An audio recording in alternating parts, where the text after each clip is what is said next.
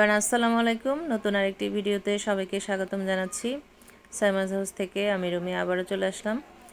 তো চমৎকার আরেকটি নতুন রেসিপি নিয়ে আমি হাজির হয়েছি।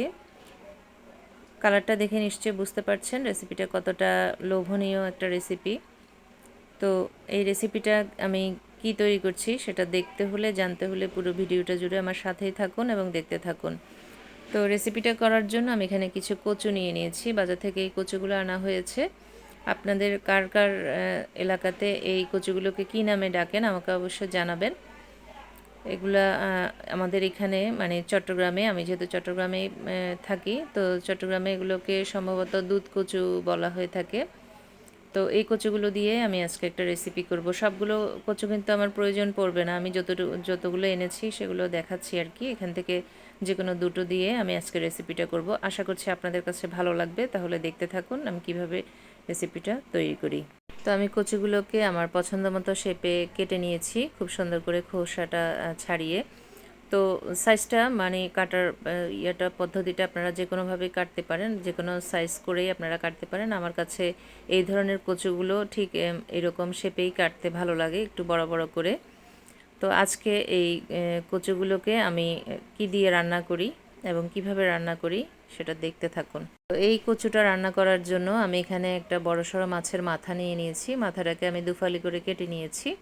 এভাবে করে কাটলে এটা ধুতে এবং রান্না করতে দুটোতেই সুবিধা পাওয়া যায়, তো আমি কেটে নিয়েছি এভাবে। আর কচুগুলোকেও ধুয়ে আমি পানি ঝরাতে একটা স্ট্রেনারে রেখে দিয়েছি। চুলায় একটা হাঁড়ি বসিয়ে দিয়েছি। তো এতে দিয়ে দিচ্ছি খুব সামান্য পরিমাণে গরম মশলা, অর্থাৎ একটা তেজপাতাকে আমি কিছু ফালি করে দিয়েছি, 2 টুকরো দারুচিনি নিয়েছি, দিয়ে দিলাম পরিমাণ মতো তেল। এখন সবগুলো উপকরণ খুব সুন্দর করে একটু তেলের মধ্যে ভেজে নিয়ে তারপরে অ্যাড করে দিয়েছি আমি পেঁয়াজ কুচি। তো পেঁয়াজ কুচিটা একটু বেশি পরিমাণেই দিয়েছি। এই ধরনের কচুগুলোতে একটু মাই মশলা অনেকটা মাংসের মতো করেই দিতে হয়। তো আমি দিয়ে দিলাম স্বাদ অনুযায়ী লবণ, এরপরে দিয়ে দিচ্ছি আদা পেস্ট, তারপরে দিয়ে দিচ্ছি রসুন পেস্ট, তারপরে দিয়ে দিচ্ছি কিছু গরম মশলা পেস্ট। তো সবগুলো পেস্ট একসাথে আমি এখানে তেলের মধ্যে একটু নাড়াচাড়া করে ভেজে নিচ্ছি, এর কাঁচা গন্ধটা দূর হওয়া পর্যন্ত। তো এই ধরনের যে কোনো কচুগুলোই আসলে মাংসর মতো করেই মশলাপাতি দিতে হয়। তো এখানে দিয়ে দিচ্ছি আমি হলুদ, মরিচ, ধনিয়া এবং জিরার গুঁড়ি একটু বেশি পরিমাণেই দিলাম, যেহেতু বললাম মাংসের মতো করে আসলে এগুলো একটু মশলাগুলো কষাতে হয়। তো আমি একটু পানি দিয়ে মশলাগুলো খুব সুন্দর মতো কষিয়ে নিয়েছি। এই পর্যায়ে আমি এখানে অ্যাড করে দিচ্ছি মাছের মাথাটা। এখন এই মাছের মাথাটাকে আমি এই মাংসের মশলাগুলোর ভিতরে খুব সুন্দর করে একটু কষিয়ে নেব। কারণ যেহেতু বড়সড় একটা মাছের মাথা, এটা খুব সুন্দর করে যদি কষিয়ে নেওয়া না হয় তাহলে কিন্তু তরকারিটা খেতে ভাল লাগবে না।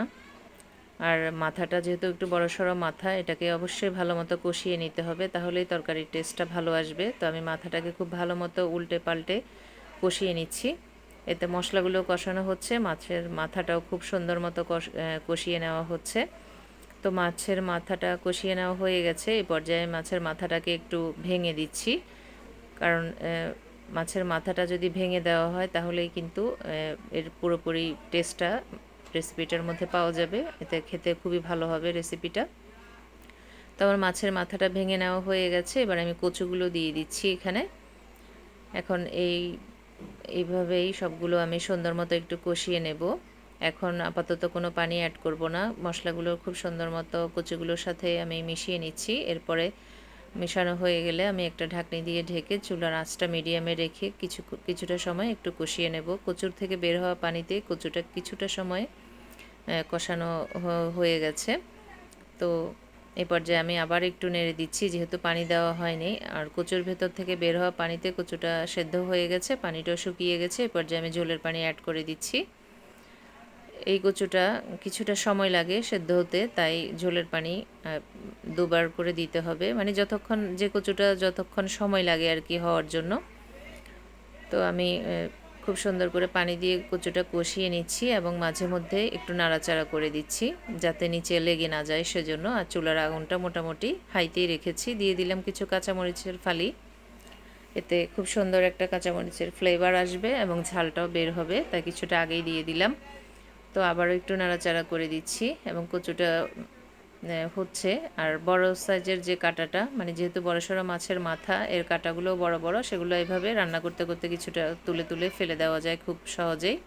সে কারণে আমি মাথাটাকে এক্সট্রা করে আর কাঁটা বেছে দিই নেই। এগুলো কাঁটাগুলো এইভাবেই বেছে বেছে ফেলে দেওয়া যায়, খাওয়ার সময় পড়লেও আসলে দেওয়া যায়। দেখছি কচুটা পুরোপুরি সেদ্ধ হয়েছে কিনা, না আরও কিছুটা সময় একটু সেদ্ধ করতে হবে, সেদ্ধ হয়নি পুরোপুরি।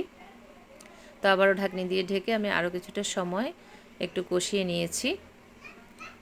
তো এবার দেখছি হ্যাঁ পুরোপুরিভাবে সুন্দর মতো আমার কচুটা কষানো হয়ে গেছে, একেবারে মোমের মতো গলে গেছে। এরপর যে আমি এখানে ফ্রেশ ধনিয়া পাতা অ্যাড করে দিলাম, এতে খুব সুন্দর একটা ফ্লেভার আসবে, খেতেও অনেক বেশি টেস্টি হবে। তো আমার চুলার আগুনটা অফ করে দিলাম। এখন আমি 10 মিনিট চুলার উপর রাখার পরে ফাইনাল লুকটা আপনাদেরকে একটু দেখিয়ে দিচ্ছি। দেখুন কতটা চমৎকার একটা কালার এসছে, লোভনীয় একটা কালার এসছে, একেবারে মাংসের মতো মনে হচ্ছে দেখতে। এগুলা খেতেও কিন্তু এরকমই দুর্দান্ত মজাদার হয়, মাংসের মতোই, মাংসকেও হার মানাবে এই রেসিপিটা। আপনারা একবার যদি বাসায় ট্রাই করেন তাহলে অবশ্যই বুঝতে পারবেন কতটা লোভনীয় একটা রেসিপি তৈরি হয়েছে। এভাবে দুধ কচু রান্না করলে খুবই টেস্টি হয়। আমি আজকে মাছের মাথা দিয়ে রান্না করেছি, আপনারা চাইলে অন্য কিছু দিয়েও রান্না করতে পারেন, যেমন এগুলো মাংসের হাড়গোড় দিয়ে রান্না করলেও খুবই টেস্টি হয়। সেটা গরুর মাংসেরও হতে পারে, মুরগির মাংসেরও হতে পারে। তো ভবিষ্যতে আমি আশা আছে মাংস দিয়েও আপনাদেরকে একদিন রান্না করে দেখাবো। কে কে দেখতে চান সেটা অবশ্যই আমাকে জানাবেন। আর আজকে আমার এই রেসিপিটা আপনাদের কাছে কেমন লেগেছে সেটাও অবশ্যই আমাকে জানাবেন। আজকের মতো তাহলে এখানেই বিদায় নিচ্ছি। আল্লাহ হাফেজ, আসসালামু আলাইকুম।